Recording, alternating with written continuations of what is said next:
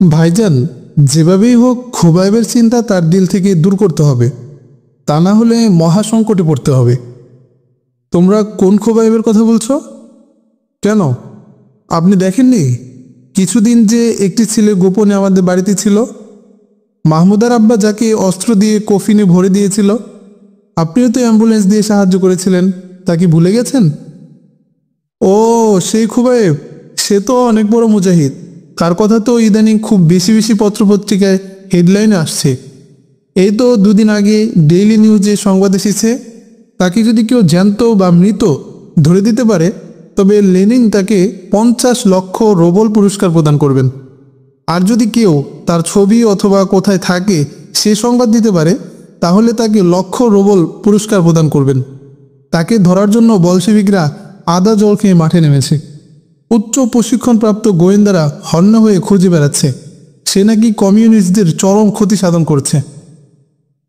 ডাক্তারের কথা শুনে খাদিজা অশ্রুসজল নয়নে বললেন, আহা, ছেলেটা তো ছিল যেমন খুবসুরত তেমনি আমলি।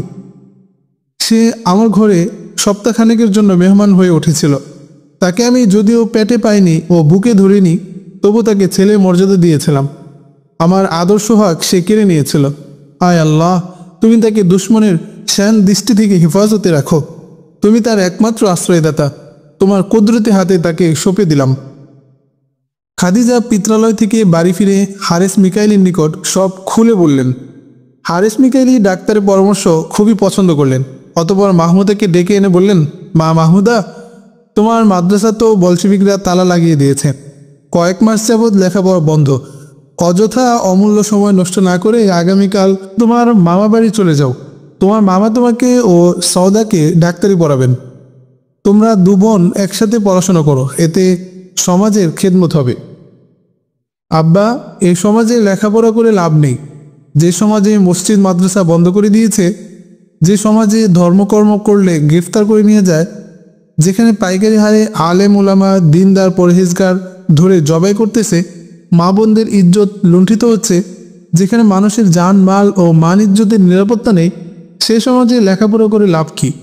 আমি এখন জিহাদে বেরিয়ে পড়ব। আল্লাহর দুশ্মনদের হত্যা করে করে ভাইয়ের মতো শাহাদাত বরণ করব। এটাই আমার অঙ্গীকার। মাহমুদার অভিপ্রায় শুনে পিতা বললেন, মা, জিহাদ সকলের উপর ফরজ তা মানি, কিন্তু পরিবেশ তা দিচ্ছে না। তাছাড়া প্রশিক্ষণেরও দরকার। প্রশিক্ষণ ছাড়া কি জিহাদ করা সম্ভব? আমি প্রশিক্ষণ নিয়েছি। খোবাইব ভাই আমাকে চুপি চুপি 3-4টা অস্ত্রের প্রশিক্ষণ দিয়েছেন।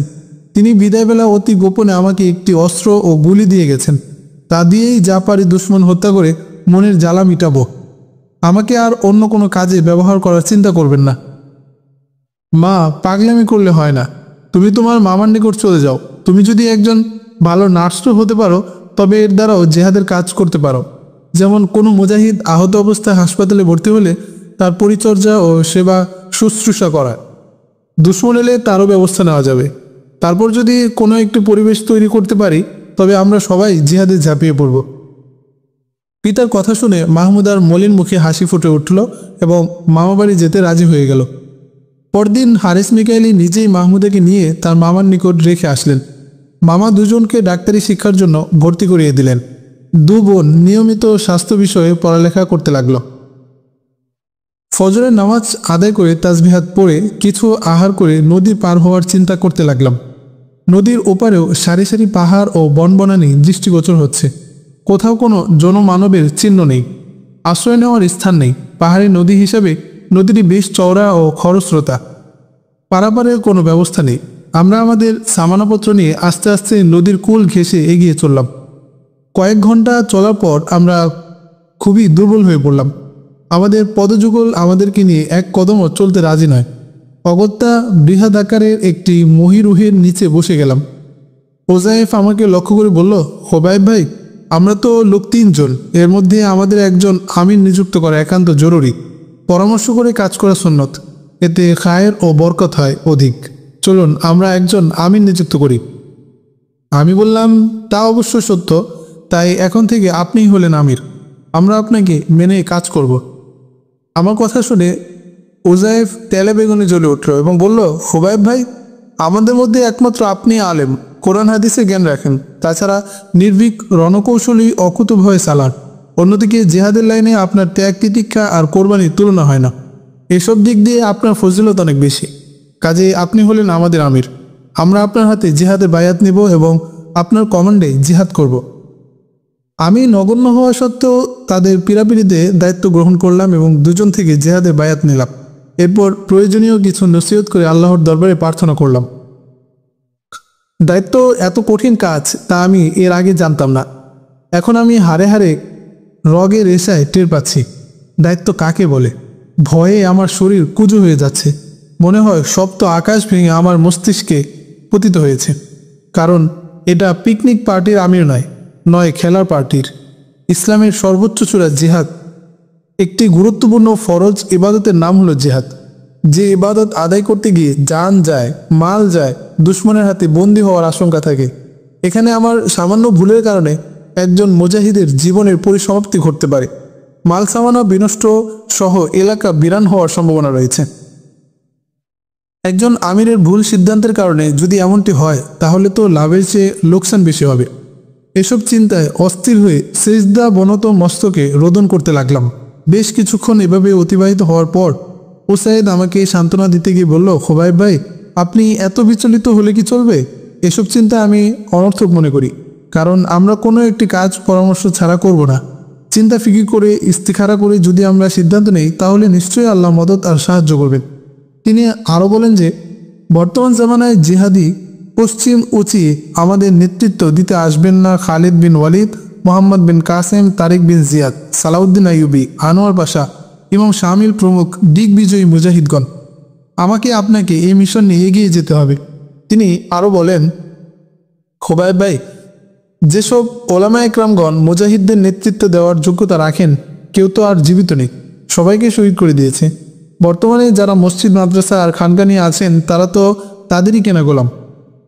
বলশেভিকরা যা হুকুম করে ওরা তাই পালন করে। কাজেই জিহাদি মিশনের নেতৃত্ব দেওয়ার মতো আলেম আর পাবেন না। আপনি আল্লাহর উপর পূর্ণ আস্থা রেখে সামনে এগিয়ে চলুন, আল্লাহর নুসরত পাবেন। উসাইদের প্রবোধ বাণী শুনে আমার অন্তরে অনেকটা শান্তি অনুভব করছিলাম। এখন আমরা পরস্পরের পরিচয় নিতে লাগলাম। কার বাড়ি কোথায় তা জানা ছিল না। আমি প্রথম আমার পরিচয় এভাবে দিলাম যে আমার নাম খোবাইব, বাড়ি জাম্বুল। পিতা ছিলেন আলমাহাতা ইসলামী বিশ্ববিদ্যালয়ের মহাপরিচালক। বলশেভিকরা তাকে শহীদ করে দিয়েছে। মাতাও বেঁচে নেই। বর্তমানে আমি নিজের জন্য শাহাদাত খুঁজে বেড়াচ্ছি।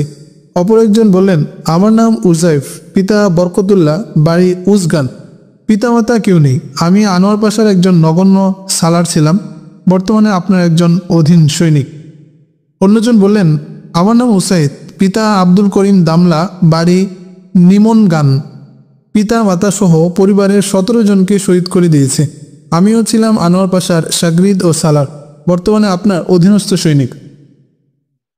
এভাবে পরস্পর পরিচিত হওয়ার পর নদী পার হয়ে ওপারে কিভাবে যাওয়া যায় সে বিষয়ে পরামর্শ চাইলাম। উজাইব বলল, ওপারের অবস্থা কি তা আমাদের কারো কিছু জানা নেই পথঘাট চেনা। আমাদের জন্য এপার ওপার সবই সমান, তবে ওপারে যেতে পারলে একটু নিরাপদ বেশি মনে করি, কিন্তু এত স্রোত বেয়ে যাওয়া আদৌ সম্ভব নয়। চলুন আরও একটু উজানে গিয়ে দেখি নদীর প্রশস্ততা ও গভীরতা কতটুকু, বা পারাপারের অন্য কোনো উপায় হয় কিনা। উক্ত প্রস্তাবে আমি রাজি হলাম। ওসাইদ বললেন, মোহতারাম, আমাদের নিকট রুশি সৈন্যদের পোশাক রয়েছে, এগুলো পরে নিলে মনে হয় ভালো হয়। আমি বললাম, পোশাক তো আমার নিকট আছে, ঠিক আছে, চলো পরে নিই। অতঃপর সবাই মুজাহিদদের পোশাক পাল্টে বলশেভিকদের পোশাক পরলাম। আমার পোশাক দেখে ওসাইদ আনন্দে লাফিয়ে উঠে বললেন, আরে এ তো জেনারেল নিকোলায়েভ দিমাগার পোশাক দেখছি। বাহ, কত সুন্দর! দুশ্মনরা দেখলে আপনাকে সেলুট না দিয়ে পারবে না। আমি আমার অস্ত্র ও কম্বলের দিকে ইশারা করে বললাম, দেখো না, এগুলো তো তারই। এবার খুব সতর্কতার সাথে নদীর কূল ঘেঁষে উজানের দিকে অগ্রসর হতে লাগলাম। একটানা কয়েক ঘন্টা পথ চলার পর এক ঘন ঝোপের আড়াল থেকে একটি শব্দ বেরিয়ে আসলো, স্যার, স্যার, আমরা এদিকে আছি। আমরা হতচকিত হয়ে দাঁড়িয়ে গেলাম। এই আহ্বান কি দুশ্মনের পক্ষ থেকে আসছে না মুজাহিদদের পক্ষ থেকে তা মোটেও বুঝতে পারিনি। আমি সাথীদেরকে অস্ত্র ঠিক রাখার নির্দেশ দিলাম, প্রয়োজন হলে যেন সাথে সাথে ফায়ার করতে পারি। অস্ত্র প্রস্তুত করতে করতে একজন কমিউনিস্ট সৈন্য ঝোপের অভ্যন্তরণ থেকে বাইরে এসে সামরিক কায়দায় সেলুট দিয়ে বলল, স্যার, মনে হয় আমাদের খুঁজছেন, আমরা এখানে। সৈন্যটি রুশি ভাষায় কথা বলছিল। আমিও রুশি ভাষায় জিজ্ঞেস করলাম, এখানে তোমরা কতজন আছো? আমরা 28 জন। জখমই কেউ আছে কি তোমাদের মধ্যে? স্যার, বর্তমানে যারা এখানে আছে সবাই সুস্থ। যে কয়জন গুরুতর জখমই ছিল, মেজর সাহেব তাদেরকে খঞ্জরের আঘাতে হত্যা করে ফেলেছেন। তুমি আমাকে কি করে চিনলে? স্যার, চেনার জন্য তো আপনার পোশাকই যথেষ্ট। এর আগে আমাকে দেখেছো? স্যার, যুদ্ধের আগে প্যারেড গ্রাউন্ডে সৈন্য বিন্যাসের সময় আপনাকে দেখেছি এবং আপনার তেজদীপ্ত ভাষণ শুনেছি। সৈন্যটির কথা শুনে বুঝতে পারলাম যে সে আমার পোশাক দেখে গোলক ধাঁধায় পড়েছে। অতঃপর আমি বললাম, তোমরা 5 জন সামানার কাছে থাকো আর বাকিরা আমার সাথে আসো। সৈন্যটি গিয়ে তার সাথীদের বলল, জেনারেল নিকোলায়েভ দিমাগা 5 জন ছাড়া সবাইকে ডাকছেন। সাথে সাথে নিরস্ত্র 23 জন সৈন্য বেরিয়ে এলো। আমরা ওদেরকে গিরিকন্দরে ঢুকিয়ে খঞ্জরের সাহায্যে একজন একজন করে হত্যা করে ফেললাম। অতঃপর উক্ত ঝোপের অভ্যন্তরণ থেকে একজন একজন করে ডেকে এনে বেঁধে ফেললাম এবং উক্ত স্থান থেকে একটু দূরে নিয়ে হত্যা করে আল্লাহর শুকর আদায় করলাম। এখানেও গনিমত হিসেবে বেশ অস্ত্রশস্ত্র হাতে এলো। অতঃপর আরও একটু সামনে গিয়ে দেখলাম নদী অনেকটা অগভীর ও স্রোতও বেশ কম। সেদিক দিয়ে নদী পার হয়ে ওপারে চলে গেলাম। আমরা এত সহজে নদী পাড়ি দিতে পারবো তা কখনো ভাবতে পারিনি। আমরা যেদিক দিয়ে পাড়ি দিয়েছি তা নদীর উৎসমূল। কয়েকটি ঝর্ণার সমন্বয়ে এই নদীর সৃষ্টি হয়েছে। আমরা শুধু পাথরের উপর পা রেখে পাড়ি দিয়েছি। নদী পাড়ি দিয়েছি বটে, কিন্তু পর্বতমালা পাড়ি দিব কি করে তা নিয়ে ভাবছি। কারণ দূরবীন দিয়ে উপরের দিকে তাকালে পর্বত চূড়াগুলোকে দেখা যায় যে শ্বেত পাগড়ি বেঁধে ধ্যানে মগ্ন কোনো তপস্বী। ঘন বনবনানী আর লতাগুল্মে ভরা। চলার পথে কেবলই বাধার সৃষ্টি করে। তুষার ঢাকা প্রস্তরখণ্ডে পা রাখার সাথে তোলা রাশির মতো ছোটাছুটি আরম্ভ করে। যতই দুর্গম হোক চলতেই হবে। এখানে থাকা তো অসম্ভব নয়। ছোটবেলায় লোকমুখে শুনেছি তুষার অঞ্চলে প্রচুর শ্বেত ভল্লুক রয়েছে। এরা নাকি খুবই হিংস্র। মানুষ পেলে নাকি ওরা খুব মজা করে খেলা করে ও মেরে ভক্ষণ করে। ভয়ে সকলেরই গা ছমছম করছে। তুষারের উপর দিয়ে পথ চলা যে এত কঠিন তা আগে বুঝতে পারিনি। শুধু যে ঠান্ডা তা নয়, পিচ ছিল অনেক বেশি। 20-30 গজ পথ চলতে না চলতেই রক্ত জমাট হয়ে যায়। তখন তাড়াতাড়ি কোনো বৃক্ষ শাখে উঠে বিশ্রাম নিতে হয়।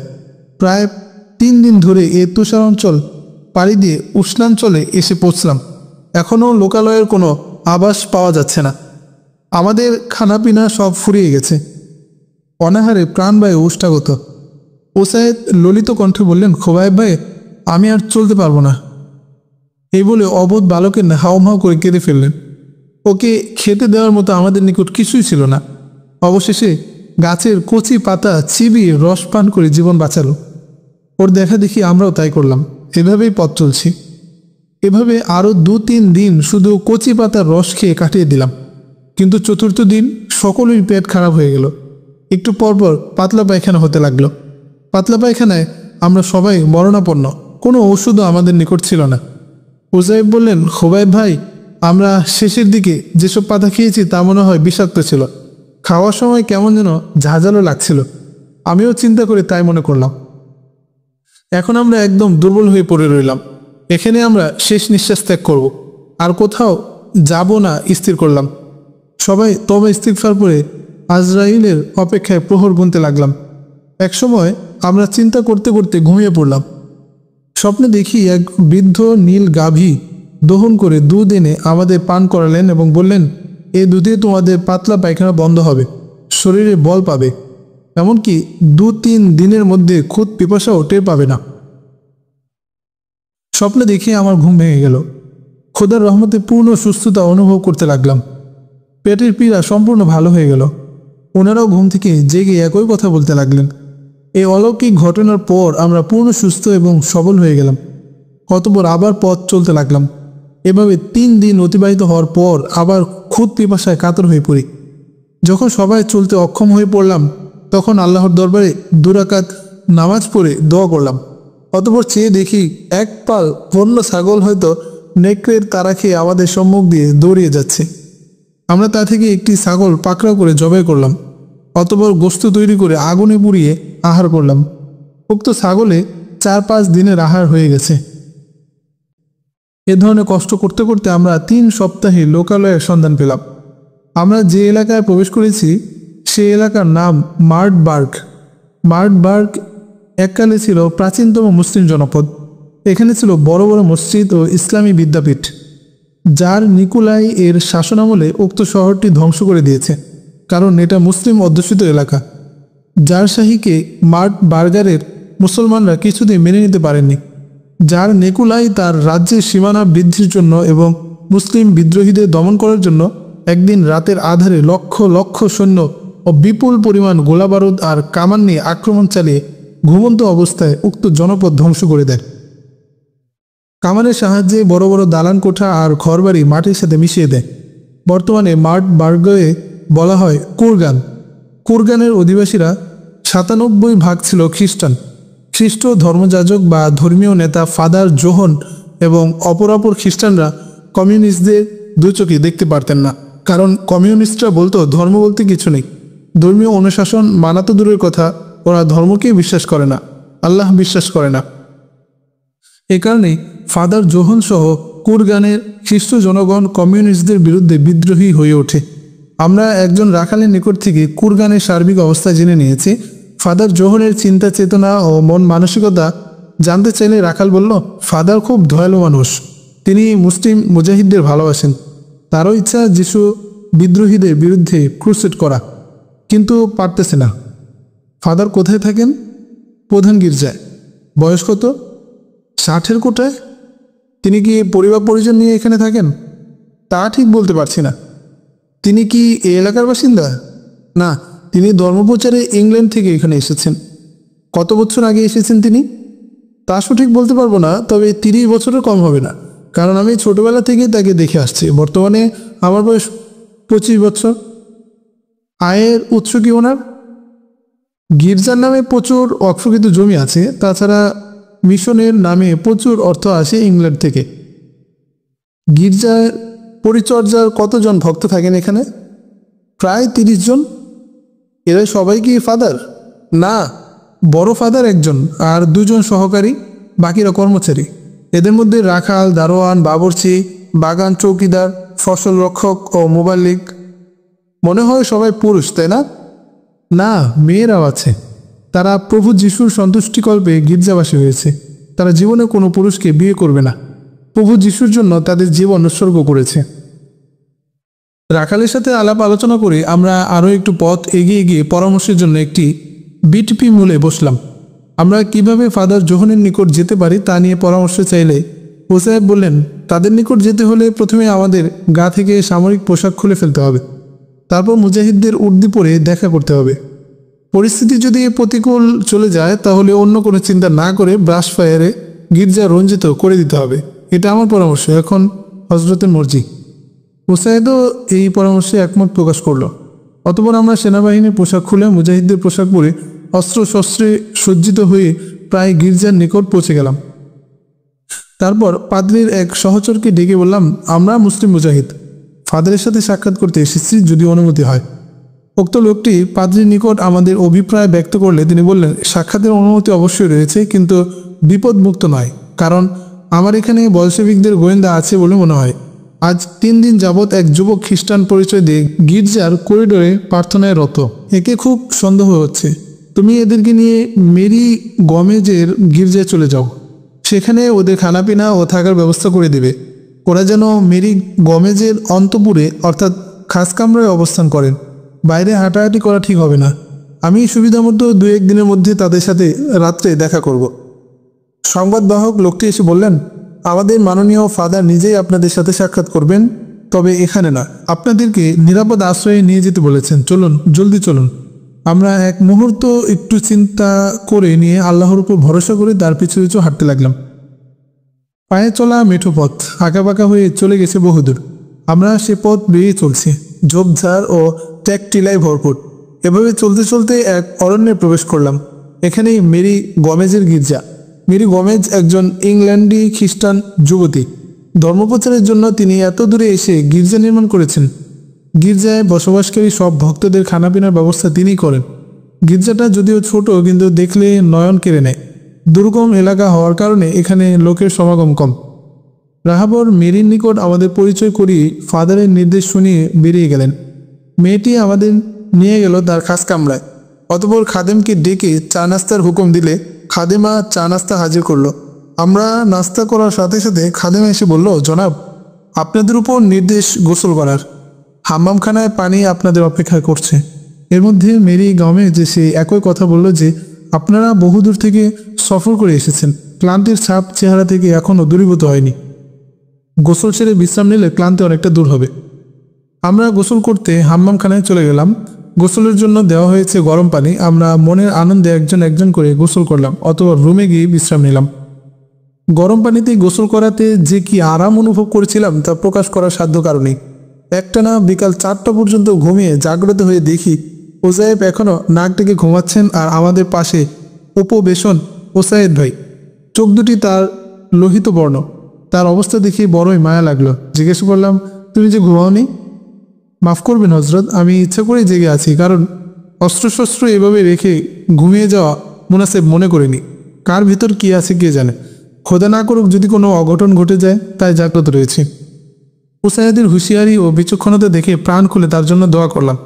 আমি আমাকে তিরস্কার করতে করতে বললাম, খোবায়েব, তুই আমির বনেই ঘুমাচ্ছিস, আর তোর সাথী তোদের হেফাজত আর মালের হেফাজতের জন্য অঘুম নয়নে পাহারা দিচ্ছে। এখন যে পাহারা দিতে হবে তা তোর কল্পনার জগতেও ছিল না। তোর মতো গাফেল আর আহম্মক দ্বারা দিনের কি ফায়দা হবে? এ কাজটিও ছিল তোর, তা তো আদায় করলেনি। এর জন্য আল্লাহর নিকট কি জবাব দেবে?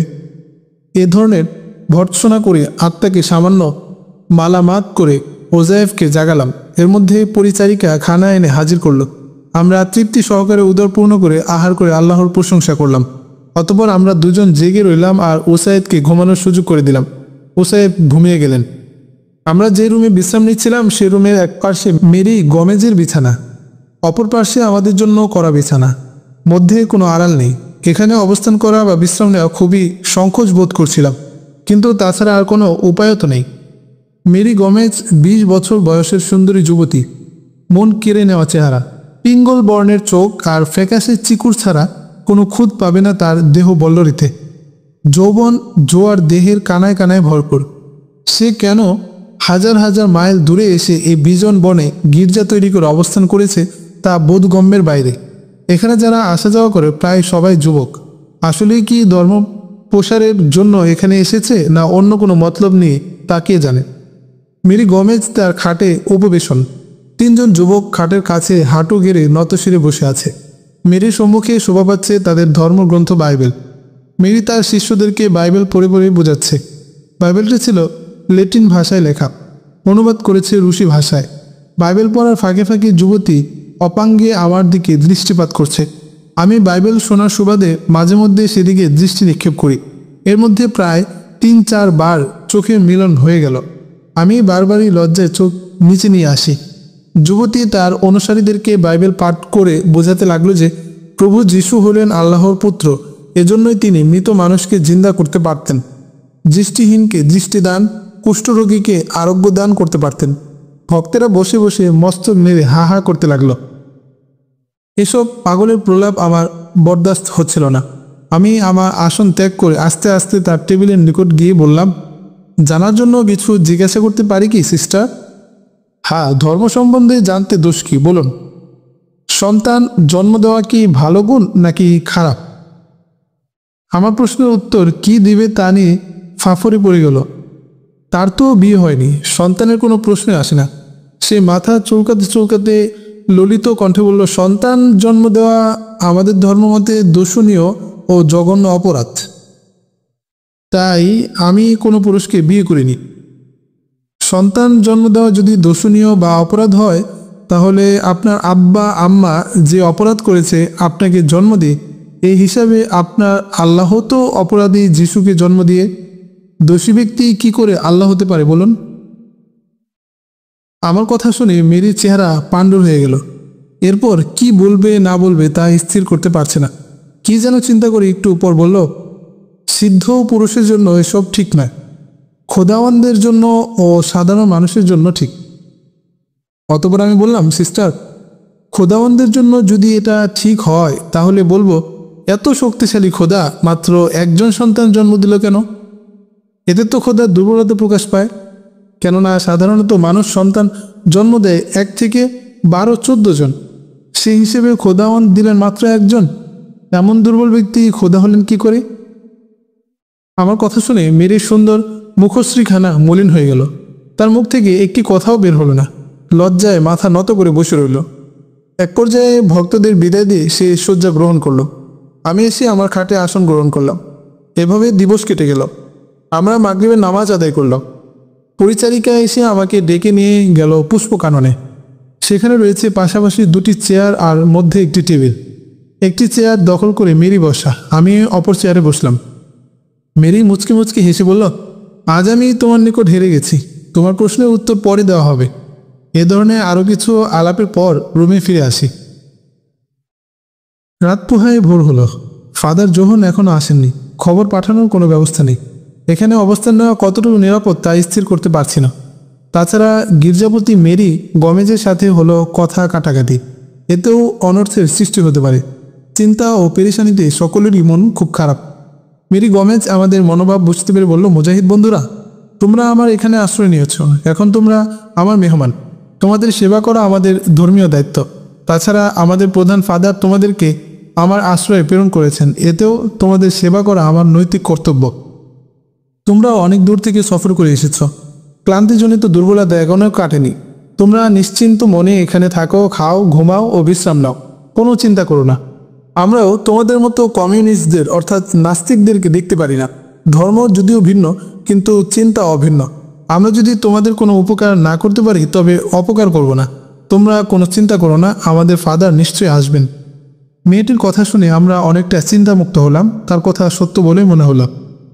গির্জার যুবকরা এসে আমাদের নিকট ভিড় জমালো।